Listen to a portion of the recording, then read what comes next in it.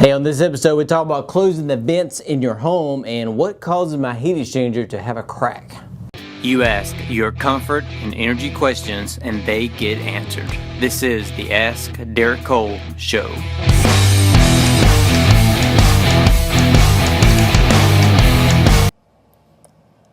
What causes the cracks to form in my furnace's heat exchanger?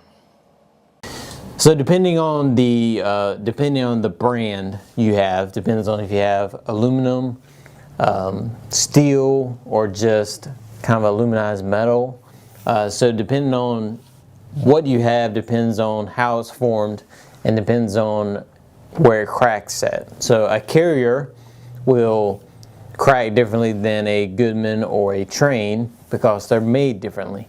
Now what the Goodman product does is it actually reinforces the weak side. So if you see their heat exchanger, it actually goes like this. It's like a tube. But they reinforce all the curves because what happens is every time you curve that metal, it gets weak.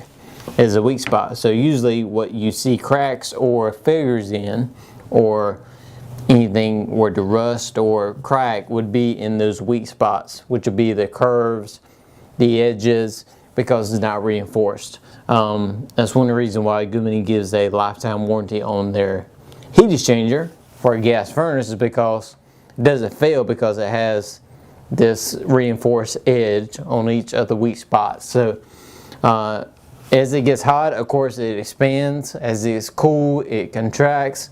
So you get enough of this going on, eventually it's going to get weak enough to crack. So it's always a good idea to have a maintenance done, just to check all this out to make sure you're not in that spot where there is a crack and you could be having a problem.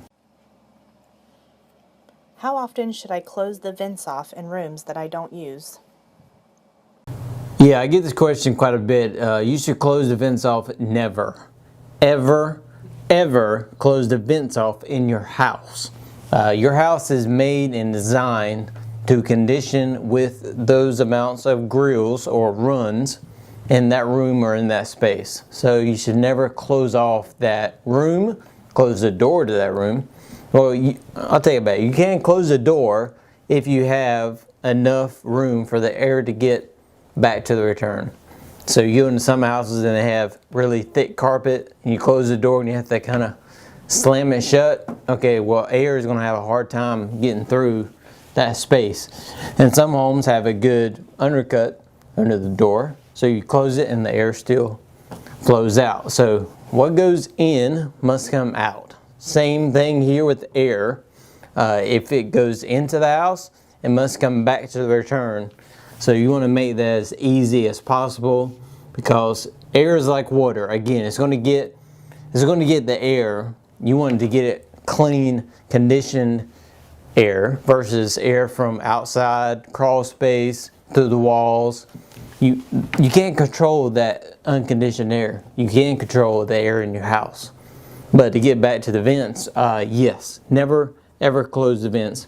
So the reason you have vents on the outside of your house is because it's trying to take care of that perimeter.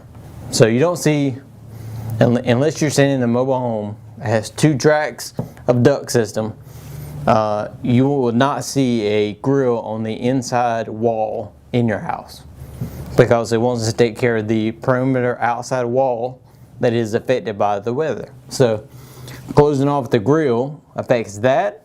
Also affects the airflow going into the room. So if I have a split unit and my fan coil is blowing the air out, and where it's blowing to cannot get out, what is the air going to do?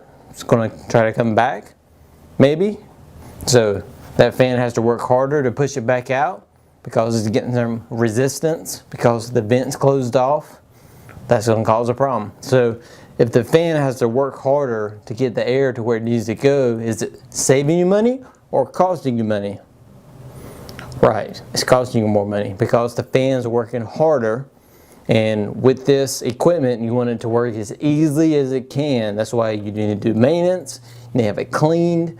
That way it can operate normally and efficiently and the way it's supposed to, and not have the added pressure of more air strain coming back to the unit. So I would never close off the vents, and I would never use the, go to some houses, you see the little plastic diverters, blows the air in the middle of the house. Again, another bad idea, because if you were to do a smoke test in your house, what you would see is when the air comes out of the grill, you would see it go up to the ceiling and then fall down the wall. It's trying to condition that outside wall. So by pushing it to the inside of the room, it's not doing any good. So I would stay away from that and never close your vents. So it's never okay. I don't care.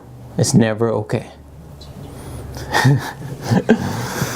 Alright, that's it. Episode 60. Got a little serious there, but I get the question a lot. When can I close the vents? I don't use this room a whole lot. Is it okay to close the vents? No, it's never okay to close the vents, because you're causing more problems than what you're trying to solve. What you're trying to do is, because you're not in that space, you're trying to get that air back in the spaces you are in, and it doesn't work that way. I mean, it's not made to operate in that fashion. So again, you have to do what the system is designed for, which is to condition the whole home. It's all sized properly, and all the air is on the outside conditioned. It's trying to get that wall conditioned so it's not hot, it's not cold, you're good to go. So if you close it off, you're causing more and more problems.